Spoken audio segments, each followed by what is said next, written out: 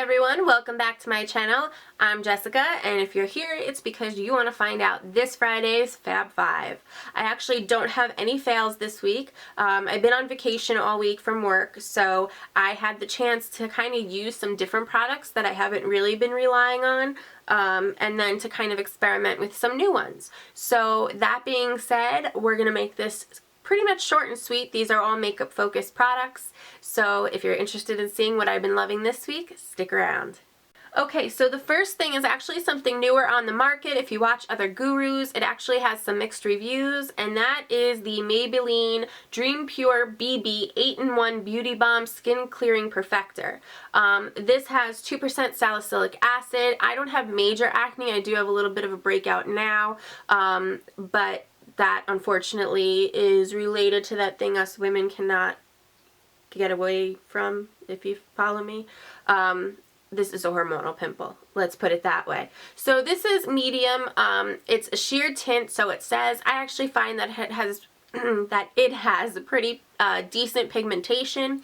It definitely has helped up until this point to curb my breakouts, and I pretty much have only used this all week. I think yesterday I wore foundation, and let me just tell you, thank God I did, because I wore my Naked that I've been loving for the last almost 2 months. I bought it 2 months ago at Ulta. This is just a really brief story. I was color matched in Sephora, but I had some coupons and redemption points that I can use in Ulta at the time, so I thought I'd buy it there and save some money. I was matched to a 3. Like I said, this is a medium, and typically I fall into the medium kind of tones unless it's a light medium that just runs a little dark. I always thought it was a little light, thought it was a little weird I was matched to that color. It's really all the way toward the left of the Urban Decay Naked spectrum, but I didn't say anything about it. But yesterday I was going to the city with my husband, and I wore it, and we went to the American Museum of Natural History, and I wanted to get a photo, a selfie of the two of us with the big elephants in one of the display rooms, and we didn't get the elephants, but the flash went off, and I looked at the photo after, and I could not believe the distinct color difference between my head and my neck. The color was way too light for me. The only day this week, aside from doing this tutorial, that I've worn anything other than this, and thank God I did, because I was able, just in the nick of time under the 60 days, to go and exchange it to Ulta today, so thank God they were so helpful. But I'm absolutely loving this. A little bit goes a long way. You may think that it's a little tube. It's really not. The product's very thin, easy to spread. I use it with a brush or the beauty blender. I get pretty decent coverage either way, and it's definitely helping to keep any further breakouts at bay. The next thing that I have been loving, and I think I've only used it 2 times, but I got it this week. It's new. 2 of my products are new. And I love it. And that is the Kat Von D. This is the Everlasting Liquid Lipstick in Backstage Bambi. This is like fluorescent pink. When it arrived, I was like, oh, it's like Anarchy, which is one of my favorite colors, and I was pretty disappointed. It isn't. It's like so much more neon than that, not to mention that it's matte also. So if you want that kind of look, I just find that this dries. It's long lasting. I actually put it over some balm on my lips. It didn't dry my lips out.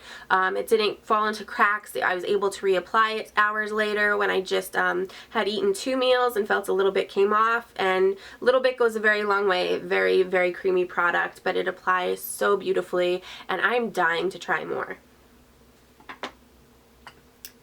The next product is one of several of this that I have, but I've kind of fallen in love with this color, so I thought I would show this. These are the NYX Nude Matte Shadows, and NYX, if you're not familiar, makes really good eyeshadows in my opinion. Some of them have more of a pearl or an iridescence. Their baked shadows are awesome also, and they're really easy to apply, and they come out gorgeous if you wet your brush. This one is actually called Dance the Tides, and it's a pretty warm camely red. I'm always looking for, or brown rather, I'm always looking for something that kind of goes like uninterrupted as far as like the color looks, which I don't own MAC uninterrupted, and I probably at this point should just invest in that, but I'm trying all these other products to see if I can get something that's like it. Don't ask me why. In the meantime though, I am finding a lot of other eyeshadows that I'm loving as well. The only complaint I have about their packaging is if it's not a package with the little black bow on it, which if you see it in the store in Ulta or sometimes in CVS you'll know when you see the little black bow. These are impossible to open. They like literally, when you close them, I had to use a tool to open it prior. The more you open and close it, the better it is. But my God, to get into it when you first buy it. And right now you'll see in the tutorial for this look that I actually, and I say you'll see it in the tutorial as long as the tutorial makes it onto my channel, because the last tutorial I did, I was 75% of the way through editing it and said this is garbage and scrapped the whole thing. So I haven't even attempted to look at this yet. But this is in this eye look that I'm currently wearing, just in the crease, just for a little bit of warmth since it's a very cool look, just to help bring some of the warmth back out in my eyes. The next item that I have, as always, is a tool. This is the Real Techniques, which is by Samantha Chapman, one of the Pixie Lou sisters. This is their setting brush. So this is a brush that I know a lot of other YouTubers use to kind of put powder under their eye. I never used it for that. I have other brushes that I'm more than happy to use for that purpose. This, from day one, for whatever reason, just like kindred spirits, we came together for highlighter. All in the name of highlighter. So this is my second setting brush. I have another one. They're both in rotation depending on what's being cleaned and what's not at the time. And I just love this for highlighter because that way I can kind of go right along here, bring the excess right around here in that C shape up to above the point of my eyebrow, go right down the center of my nose, go in the cupid's bow of my lip, wherever I want it, and it doesn't kind of take the iridescence or the shimmer of the highlighter and put it in places I don't want it, especially if I'm wearing a matte blush. So I love, adore, and really rely on this brush, and only for that one purpose, but I highly recommend it. And the last thing that I am including in my favorites this week, no matter how experienced or inexperienced I am with this item, it deserves a place in this week's Fab 5. Simply for the reason it literally took me, I think, over 2 months to get.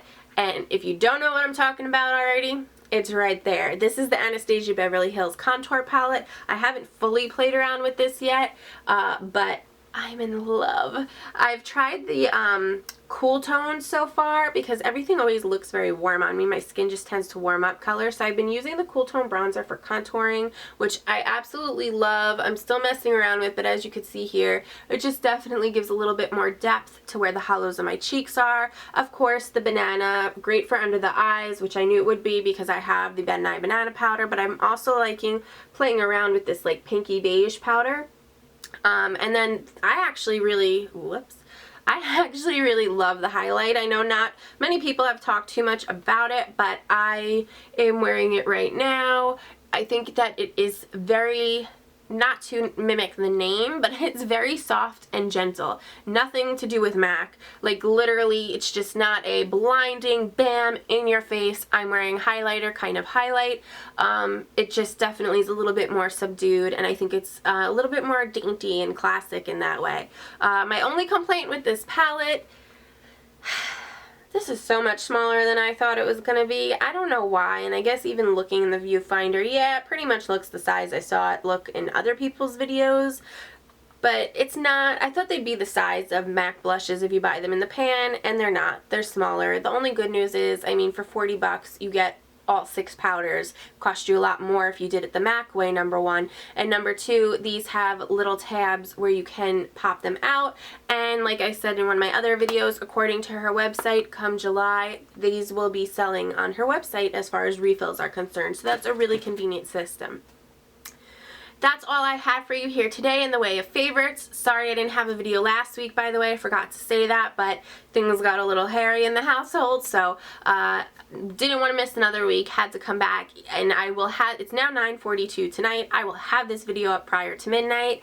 Hope you all enjoyed this week's Fab 5. Keep an eye out for this tutorial. Hopefully it will successfully go on. If not, you'll hear about it in another video that Jessica sucks with lighting and editing again, but I'm learning and we are trying new lighting, so bear with me. I changed settings on my camera, finally figured that out, and I'm just going to learn and grow every week. That's all I can ask for. So hopefully you guys stick around and see what comes of that. I will talk to you guys soon. See you in my next video. Bye.